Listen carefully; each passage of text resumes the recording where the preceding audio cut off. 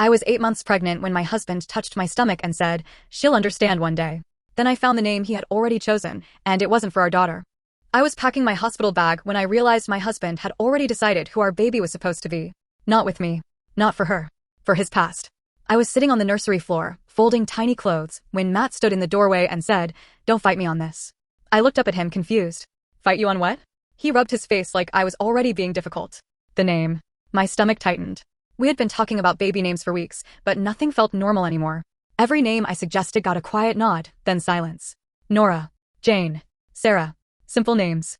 Sweet names. Names that belonged to no one but our baby. But Matt kept circling back to two names. Grace and Rose. Grace was his late wife. Rose was the daughter they lost before she was born. I knew about them before I married him. I knew he had grief. I never asked him to erase it. I never told him to stop loving people he lost before me. But I also never thought I would be 8 months pregnant, begging my husband to see our daughter as her own person. One night, he said, "Grace is a beautiful name." I said, "It is." Then he said, "It would mean a lot." I asked to who. He looked hurt. To me. I told him gently that I couldn't name our daughter after his dead wife. His face went cold. She was supposed to be a mother. I said, "I know. But I am her mother."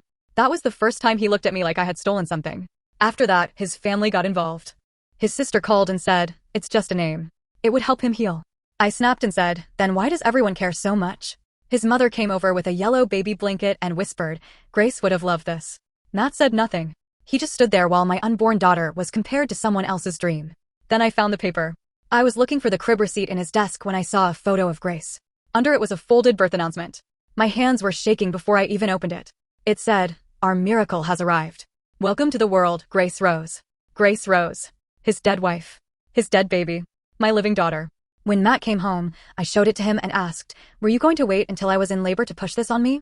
He said, "I thought once she was here, you'd understand." That broke me. I packed a bag and went to my sister's apartment. He said I was punishing him for grieving. I said, "No. I'm protecting our daughter from being born with a job." Days later, he came to see me. He cried and said he only wanted a piece of them to live. I told him, she is not a piece of them. He asked if we could at least use Rose as a middle name. And that's when I realized he still didn't understand. He didn't want a name. He wanted relief. But I couldn't give him our daughter as medicine. I told him her name would be Jane. Just Jane. Nobody's ghost. Nobody's replacement. When she was born, the nurse asked her name. Matt looked at me, then at our baby, and said, "Her name is Jane." I cried harder than I did during labor. We're still in counseling. His mother hasn't met Jane yet. Maybe people will say I was cruel. Maybe they'll say grief made him act that way. But when my daughter opens her eyes, I don't see a memorial. I see Jane. So was I wrong for refusing to let my husband name our baby after the family he lost?